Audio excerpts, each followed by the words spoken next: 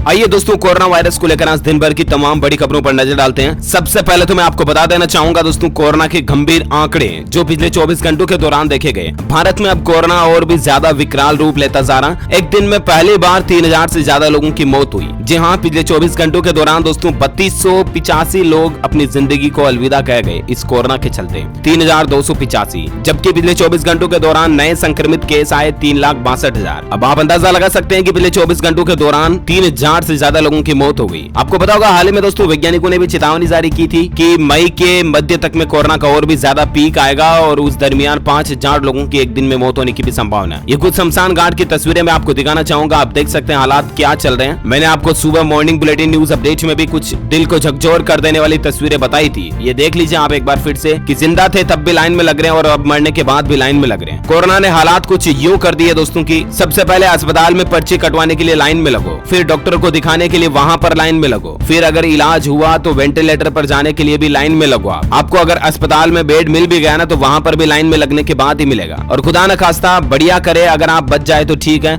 और अगर नहीं बच पाए तो मरने के बाद अंतिम संस्कार के लिए भी अब लाइन में लगो। मतलब बस ये corona line line line line बनती जा रही है। अब आप अंदाजा लगाइए दोस्तों की कितनी ज्यादा भीड़ है कोरोना संक्रमितों की और इस महामारी के चपेट में आने वाले लोगों की, तभी तो सब जगहों पर लाइनें लग रही है। मैं आपको ये सब बातें इसलिए बता रहा हूँ कि आप सतर्क रहें और आप बिल्कुल जरा से भी लापरवाही ना करें, ठीक है ना। और कोरोना से बचने के लिए मास्क को रेगुलर लगाएं। आप 2 मास्क लगाएं यार, डबल मास्क की अब तो वैज्ञानिक भी रिकमेंडेशन कर रहे हैं। डबल मास्क लगाएं। इसके अलावा भी आप हल्का सा सर्दी खांसी जुकाम है तो भाप लें, बाम लगाएं, विक्स यूज करें, सब कुछ मतलब ट्रीटमेंट कंप्लीट करते रहें। इसके अलावा आप फल फ्रूट सब्जियां दबा के खाते रहें, ठीक है ना। देखिए आप दोस्तों, अभी सर्वाधिक मौतें जो हमारे देश में महाराष्ट्र राज्य में हो रही है। 10 राज्यों में 70% नए मामले देखने को मिल रहे हैं। वहीं दोस्तों कोरोना पर एक और अच्छी खबर देखिए आप, अच्छी बोले तो दोस्तों एक दिल को छू जाने वाली खबर है कि एक 85 साल का बुजुर्ग हॉस्पिटल में भर्ती था ना, तब वहाँ पर कोई एक युवा और भर्ती होने के लिए आया जिसके पास बेड नहीं था। तो वो बुजुर्ग क्या बोला कि मैं तो 85 साल का हूँ, जिंदगी जीत चुका हूँ। ये कहकर आरएसएस के नारायण ने एक युवक को अपना बेड दे दिया। मतलब देखिए जिंदगी के अंतिम क्षणों में भी उनकी दिल की दानवीरता देखिए दोस्तों। उन्होंने कहा कि मैं तो जिंदगी जीत चुका हूँ क्योंकि मैं तो बुजुर्ग हूँ, मेरी उम्र निकल चुकी है, लेकिन तुम अभी युवा हो, तुम्हारे लिए बेड है, ये बेड छोड़ दिया। उन्होंने कहा कि इनके बच्चे अनाथ ना हो जाएं, इसलिए उन्होंने खुद की जान को दांव पे लगा करके बेड दूसरों को दे दिया। 85 साल के बुजुर्ग है। ये तस्वीर जो आप स्क्रीन पर देख पा रहे होंगे, नारायण भाऊराव इनका नाम है। इन्होंने ये कहते हुए एक युवक के लिए अपना बेड खाली कर दिया कि मैंने अपनी जिंदगी पूरी कर ली है। अस्पताल का बेड छोड़ने के बाद नारायण राव घर चले गए और 3 दिन में ही दुनिया को अलविदा भी कह गए। वाकई में इनके बलिदान को दिल से सैल्यूट दोस्तों। ऐसे लोग बहुत कम ही देखने को मिलते हैं, राइट। भगवान इनकी आत्मा को शांति दे, हमारी यही प्रार्थना है। चलिए कोरोना पर अगली खबर देखिए दोस्तों। एक सलाह निकल कर आ रही है एक्सपर्ट की कि किन लोगों को नहीं लेनी चाहिए कोरोना की वैक्सीन। जान लीजिए बेहद जरूरी बात। जी हाँ, आपको पता होगा दोस्तों कि 1 मई से हमारे देश में 18 साल से ऊपर के भी सभी लोगों को कोरोना वैक्सीन लगना शुरू हो रही है। ऐसे में एक महत्वपूर्ण जानकारी बात यहाँ पर यह निकल कर आ रही है कि आखिर किन लोगों को वैक्सीन जो है वो नहीं लगवानी चाहिए, है ना। तो वैसे आपको पता होगा भारत में फिलहाल लोगों को कोविशील्ड और कोवैक्सीन का ही टीका लगाया जा रहा है। इन दोनों की तरफ से कुछ महीने पहले एक फैक्ट शीट जारी किया गया था जिसमें यह बताया गया था कि किन लोगों को वैक्सीन नहीं लगवानी चाहिए। तो कहने का मतलब ये दोस्तों कि अगर किसी व्यक्ति को वैक्सीन में इस्तेमाल होने वाले किसी विशेष घटक यानी कि सामग्री से एलर्जी है तो उन्हें ये वैक्सीन फिलहाल नहीं लेनी चाहिए, क्योंकि वैक्सीन के ऊपर सारे कंपोनेंट्स लिखे होते हैं कि इसमें कौन कौन सी एलिमेंट्स, कौन कौन सी कितनी मात्रा में धातु वगैरह चीजें हैं। तो उन लोगों को वो वैक्सीन नहीं लेनी चाहिए जिन किसी को भी उनके किसी भी तरह के कंपोनेंट से कोई भी एलर्जी है ना, तो वो लोग वैक्सीन ना लगवाएं। एक तो ये। इसके अलावा अगर आपको वैक्सीन की पहली डोज लेने के बाद रिएक्शन हो रहा है तो फिर आपको दूसरी खुराक नहीं लेनी चाहिए और इस संबंध में आपको डॉक्टर से सलाह लेनी चाहिए। इसके अलावा अगर आप कोरोना से संक्रमित हैं, तेज बुखार है, तो भी ये वैक्सीन न लें। ये कहना कोवैक्सीन वगैरह का। अच्छा, इसके अलावा जो लोग कोवैक्सीन की पहली डोज न लेकर किसी दूसरी वैक्सीन की पहली डोज ले चुके हैं ना, उन्हें कोवैक्सीन की दूसरी डोज बिल्कुल भी नहीं लेनी चाहिए, क्योंकि दोस्तों हर एक वैक्सीन का अलग अलग फॉर्मूला है और उसी पर बनी हुई है। कहने का मतलब आप पहली डोज जिस वैक्सीन की लगवा रहे हो ना, दूसरी डोज भी उसी वैक्सीन की लेनी चाहिए। इसके अलावा जो माताएं बहनें गर्भवती हैं या जो अपने बच्चों को स्तनपान करा रही हैं, उनको भी कोवैक्सीन नहीं लेने की सलाह दी गई है, ठीक है ना। तो एक तो आप ये बात का जरूर मोस्ट इंपोर्टेंट ध्यान रखें कि पहली डोज जिस वैक्सीन की लगा रहे हैं, कोवैक्सीन या कोविशील्ड वगैरह, तो दूसरी डोज भी आप उसी वैक्सीन की लगाएं, क्योंकि हर वैक्सीन का अपना अपना फॉर्मूला, अपना पैटर्न है, उसी हिसाब से बनी हुई है। तो वो आपके शरीर में कहीं एंटी रिएक्शन ना कर देना, इसलिए। तो ये वैक्सीन लगवाने वालों के लिए एक इंपोर्टेंट जानकारी थी जो मैंने आपको बता दी। चलिए अब कोरोना को लेकर कुछ और बड़ी खबरों में नजर डालते हैं। देखिए दोस्तों, आपके घर में बाहर से ना आए कोरोना, इसके लिए आप ये 10 काम कर सकते हैं। कुछ सावधानियां यहाँ पर दी हुई है। सबसे पहली बात तो आपको खुद को ही पता ही है, सही ढंग से मास्क पहने। इसके अलावा लोगों से कम 6 फीट की दूरी बनाए रखें। याद रखें दोस्तों कि बिना लक्षण वाले लोग भी कोरोना फैला सकते सकते हैं। कहने का मतलब आपके सामने अगर कोई बंदा खड़ा है, बंदी खड़ी है और आपको लगता है यार ये तो एकदम से सही शॉट है यार, ये तो बीमारी नहीं हो रही है, ना ही इसको जुकाम हो रहा, नाक भर रही है, ना ही बुखार आ रही है, ऐसा कुछ भी नहीं है। कहने का मतलब ऐसे लोगों को एसिम्प्टोमेटिक पेशेंट कहा जाता है। अगर वो कोरोना से संक्रमित है तो वो बिना लक्षण वाले हैं फिर भी आपको संक्रमित कर सकते हैं। इसलिए बी मेंटेन सोशल डिस्टेंसिंग जरूर। इसके अलावा जब भी घर से बाहर आए सही तरीके से साबुन से कम 20 सेकंड तक हाथ धोएं। 60% अल्कोहल वाले सैनिटाइजर से हाथों को साफ करें। खांसते छींकते समय घर पर भी है तो भी मुंह को जरूर ढकें। आप घर की सतहों को साफ करें, जैसे कि दरवाजे के हैंडल हो गया, switch board, counter tops, desk, phone keyboard, toilet, नल, सिंक वगैरह, इन सबको आप समय समय पर सैनिटाइज करते रहें। ठीक है ना, इन बातों का ध्यान रखें। बाहर से घर में आते हैं तो तुरंत नहा लें, ये ज्यादा बेहतर होगा आपके लिए। और सबसे इंपॉर्टेंट बात, बुजुर्गों और बच्चों से दूर रहें। अगर आप थोड़े बहुत भी बीमार है ना तो स्पेशली आप अपने घर के बाहर बुजुर्गों और बच्चों से दूर रहें। और बुजुर्ग और बच्चे भाई लोगों को घर से बाहर बिना काम जाने भी ना दें। ठीक है ना, अगर कोई मोस्ट इंपोर्टेंट काम भी है तो भी आप यंग लोगों को ही घर से बाहर भेजें। इन बातों का ध्यान रखें। इसके अलावा अगर घर में कोई ज्यादा ही बीमार है दोस्तों लंबे समय से, तो आप अपने घर के सदस्यों के साथ दूसरी चीजें शेयर करने से भी बचें, जैसे कि उनके बिस्तर वगैरह अलग ही रखें, खाने पीने की चीजें, बर्तन वगैरह, ये चीजें भी आप अलग ही रखें। एक दूसरे के साथ शेयर ना करें तो ज्यादा बेहतर है। और बाकी मरीज पेशेंट के आपके घर के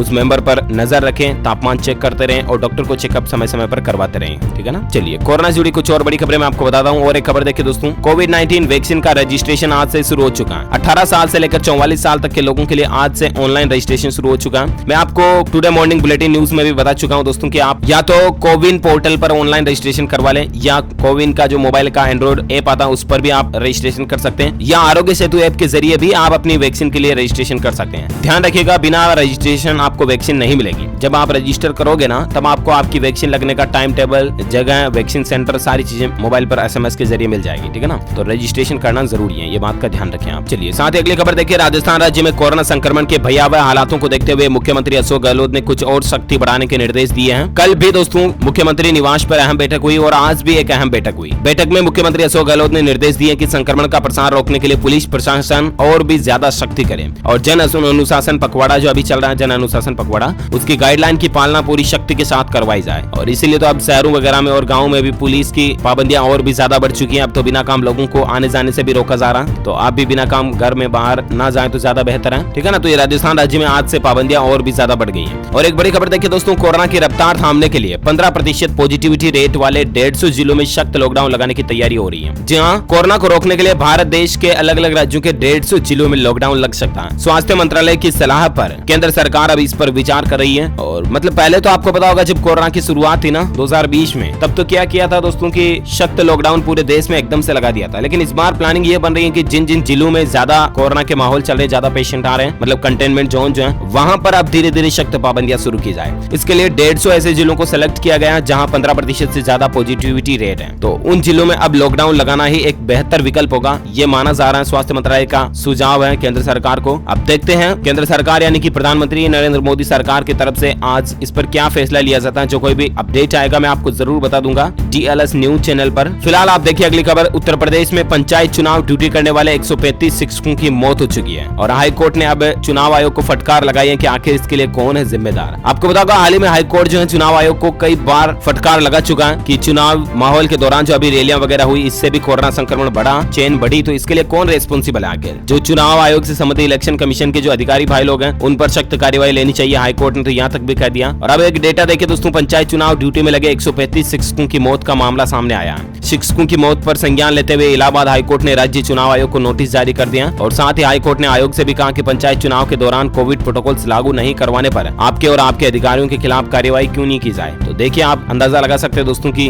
किस तरह से हालात और भी ज्यादा बिगड़ते जा रहे हैं। एक बड़ा सवाल ये निकल कर आ रहा है कि 37 साल में अगर मलेरिया की वैक्सीन नहीं बन सकी तो क्या कोरोना की वैक्सीन बना लेंगे क्या। विज्ञान की दुनिया में अभी ये सवाल घूम रहा है, क्योंकि मलेरिया जैसी बीमारी का भी दोस्तों अभी कोई परमानेंट टीका नहीं बन सका, मतलब कि 100% इससे मलेरिया ठीक हो जाएगा ऐसा कोई भी वैक्सीन या टीका नहीं बन सका पिछले 37 सालों में भी। तो क्या कोरोना का 1 साल में टीका बन जाएगा क्या? ये अपने आप में एक सोचने लायक सवाल है। इस पर कुछ तथ्य और थ्योरी वगैरह यहाँ पर दी हुई है जिनकी जानकारी भी आप स्क्रीन पर देख सकते हैं। और साथ ही अगली खबर देखिए, 6 दिन तक कोरोना मरीज के इलाज का अस्पताल ने 5,53,000 रुपए का बिल बना दिया। बकाया के चलते सौ देने से भी इनकार कर रहे हैं। मैं आपको ये अपडेट इसलिए बता रहा हूँ दोस्तों कि आप देश में अभी हॉस्पिटलों की स्थितियों चीजों को भी जान ले। ये मतलब आप कोरोना को कहीं हल्के में ले रहे हो ना, तो ये समझ ले दोस्तों कि अभी अगर आप हॉस्पिटल में भर्ती भी हो भी जाते हो ना, पहली बात तो ये कि बेड मिलेगा ही नहीं। दूसरी बात, अगर खुदा न खास्ता गलती से आपको सौभाग्य से बेड मिल भी गया तो ये ध्यान रखिएगा, एक एक दिन के कई हॉस्पिटल 10-10 हजार, 20-20 हजार, 50 हजार रुपए तक का भी बिल बना रहे हैं। मतलब ये देखिए हालात, मैं 6 दिन कोई पेशेंट एडमिट रहा और 5,53,000 रुपए का बिल बन गया। ऑलमोस्ट हर दिन 1 लाख रुपए का बिल बना रहे हैं अस्पताल। समझ रहे हो ना, आप कितना दोगे? मतलब कम कराओगे सब्जी वाले की तरह, आधे कराओगे, उससे भी आधे कराओगे, उससे भी आधे कराओगे, तो भी आपको 1,50,000 तो देने ही पड़ेंगे ना एक पेशेंट के लिए। मतलब अभी हालात क्या चल रहे तो आप अंदाजा लगा लीजिए। तो ये कुछ बातें और चीजें और देश में कोरोना का माहौल चल रहा है, मैंने तो आपको बता दिया। सावधानी बरतना आप ही के हाथ में है। उम्मीद है ये कोरोना अपडेट्स को लेकर आज दिन भर की 15 बड़ी खबरें आपको जानने मिली होगी। वैसे आप मुझे कमेंट करके बताइए दोस्तों कि आप कौन से राज्य में रहते हैं, ताकि मैं आपके राज्य के समाचार भी आपके मोबाइल तक पहुंचा पाऊंगा। और बाकी तो इस वीडियो को लाइक करो, शेयर भी करो अपने दोस्तों के साथ फेसबुक और व्हाट्सएप पर। एक काम और करो, इस वीडियो के नीचे आपको एक लाल कलर का बटन दिख रहा होगा, उसको दबा करके DLS न्यूज़ चैनल को सब्सक्राइब कर लो और पास में एक घंटी का बटन बन के आएगा, उसको भी दबा दो। इससे होगा दोस्तों कि आपको रोजाना की ताजा खबरें और मुख्य समाचार तुरंत आपके मोबाइल पर मिलते रहेंगे। ओके, ख्याल रखिएगा आप अपने खुद का, अपने परिवार का, और बिना काम बिल्कुल भी घर से बाहर मत जाइएगा, पुलिस डंडे मारेगी क्योंकि लॉकडाउन सख्त बढ़ चुका है। Thank you, take care, good bye, जय हिंद, जय भारत, वंदे मातरम।